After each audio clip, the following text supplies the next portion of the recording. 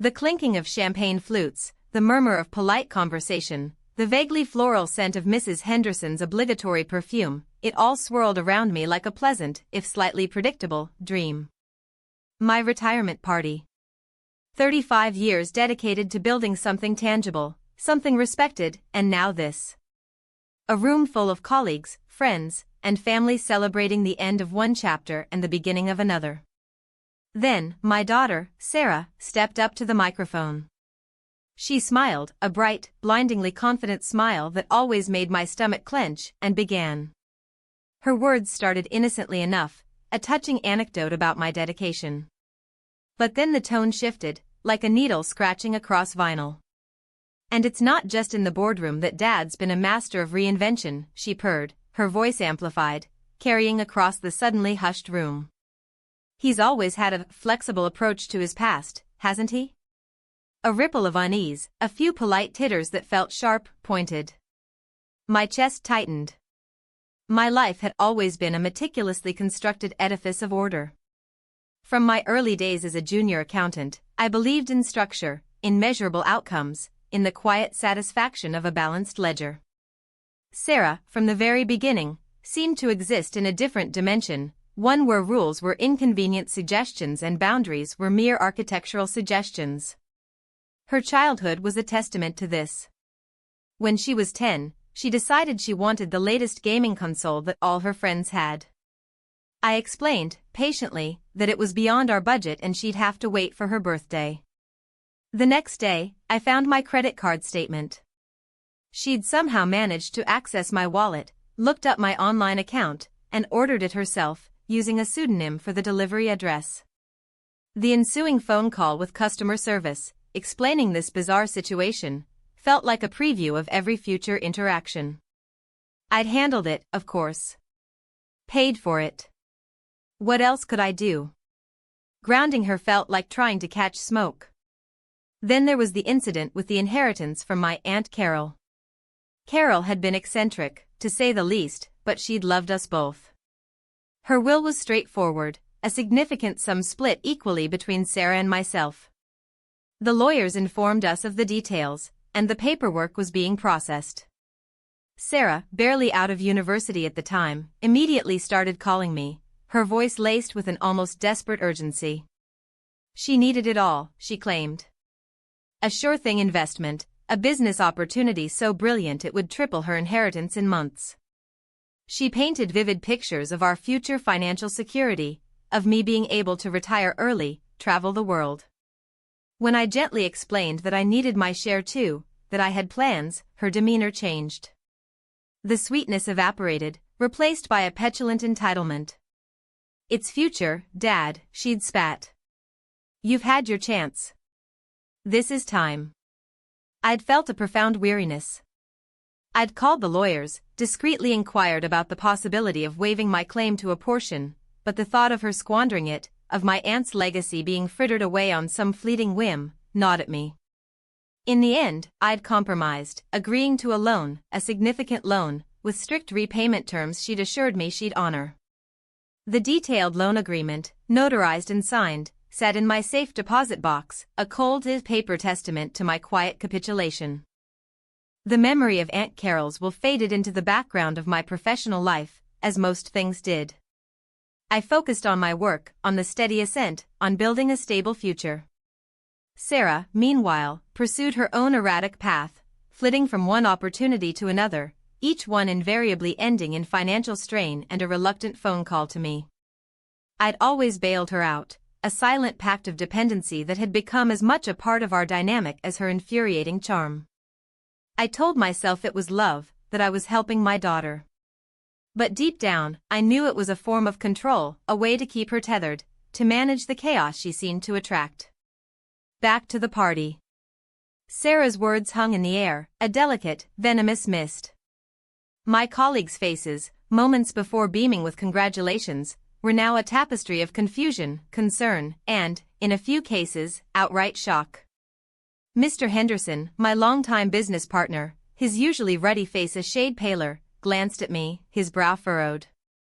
Sarah continued, her voice dropping to a confidential whisper, as if sharing a scandalous secret with the entire room. "You see, Dad wasn't always Arthur Davies, the pillar of the community," she explained, a delicate smirk playing on her lips. "Before he reinvented himself, before he built this empire, he was just a small-time bookkeeper with a very questionable past. Something about missing funds, embezzlement, oh, it's all in the public record, I'm sure, if anyone cared to look." A sharp intake of breath from someone in the crowd. My vision narrowed, the festive room suddenly feeling suffocatingly small. The clinking glasses stopped. An unnatural silence descended, thick and suffocating. My wife, Helen, standing beside me, reached for my arm, her fingers cold and trembling. I looked at Sarah, her eyes sparkling with a triumphant cruelty I hadn't seen since she was a child caught red-handed with stolen cookies, only now the stakes were infinitely higher. Her face was a mask of feigned innocence, but beneath it pulsed a dark, exultant satisfaction. She had weaponized my carefully guarded past, my deepest shame, and detonated it at the very moment I was meant to be basking in the glow of my achievements. The humiliation wasn't just mine, it was a radioactive fallout that threatened to contaminate everything I had worked for. The silence stretched, a yawning chasm of judgment. My first instinct was to lash out, to shout, to deny. But years of ingrained composure, of professional discipline, kicked in. The shock was a cold wave, but beneath it, something hard and unyielding began to form. I looked at Sarah, her smug expression fixed, daring me to react. I saw the gleam in her eyes, the absolute certainty that she had won. She expected me to crumble, to become a pathetic figure of pity, perhaps even to flee the room in shame. She wanted to see the architect of her financial woes reduced to rubble. But she had fundamentally misunderstood the architect. I calmly reached into my inner jacket pocket. My hand, steady, retrieved a single, folded document. It wasn't a confession, nor was it a denial. It was a legal document, meticulously prepared. I unfolded it slowly, the crisp paper a stark contrast to the emotional turmoil in the room. I walked past Sarah, ignoring her widening eyes, her dropped jaw. I stopped in front of Mr. Henderson, who was watching me with a mixture of apprehension and respect. I extended the document to him. "Arthur," he began, his voice hesitant. "This," I said, my voice low and clear, cutting through the lingering tension, "is the deed to the primary property in my name. The one that has served as collateral for several, significant personal loans over the past 5 years. Loans that have been consistently serviced by an independent trust, the beneficiaries of which are specified on the attached rider." I paused, letting the words sink in. Sarah's face was now a mask of confusion, her earlier triumph dissolving into a dawning horror. "The trust was established," I continued, my gaze meeting hers directly, "with an initial capital infusion. And a stipulation that upon the beneficiaries, demonstrable acts of malicious intent towards the grantor, such as public defamation and the deliberate destruction of the grantor's reputation, all further contributions cease immediately, and the corpus of the trust is to be liquidated and distributed to a designated charity. Effective immediately." I watched her face contort. The blood drained from it, leaving behind a ghastly pallor. She opened her mouth to speak, but no sound came out. The smugness was gone, replaced by raw, unadulterated panic. The room, which had been holding its breath, now exhaled in a collective, almost imperceptible sigh. Mr. Henderson looked from the document to Sarah, then back to me, a flicker of understanding, and perhaps even admiration, crossing his features. I didn't need to elaborate. The implication was clear.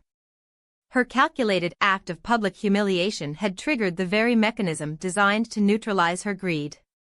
She hadn't just exposed my past, she had inadvertently signed away her future. The aftermath was a symphony of shrill accusations and frantic pleas. Sarah's texts flooded my phone, a torrent of digital venom, threats, pleas, reassurances that she'd misunderstood. She launched a full-scale assault on Helen, painting me as a cruel, vindictive father hoarding his wealth. My sister, always easily swayed by Sarah's histrionics, called, her voice laced with disappointment. "Arthur, what have you done?" Sarah's in trouble. I didn't respond to the accusations, nor did I engage with the flying monkeys. My phone was switched to silent. The deed, the trust agreement, the meticulously documented history of my financial dealings, they were all in order. The lawyers confirmed the validity of the trust and its stipulations. The independent trustee, a stern woman who answered to no one but the trust charter, initiated the liquidation process. Sarah's sure-thing investments, her lavish lifestyle, all funded by the very money she'd tried to leverage against me, were now facing a swift and irreversible contraction. The public record, which she'd so gleefully invoked, remained. It was a footnote to a much larger story, a story of a man who, when pushed, could be as precise and unforgiving as any perfectly balanced ledger. Weeks later, the dust settled. Sarah was ensconced in a grim, rented apartment, her social circle having evaporated like dew in the morning sun. Her calls stopped coming. The silence from her end was more eloquent than any shouting match. I continued with my retirement, enjoying the quiet predictability I had always craved.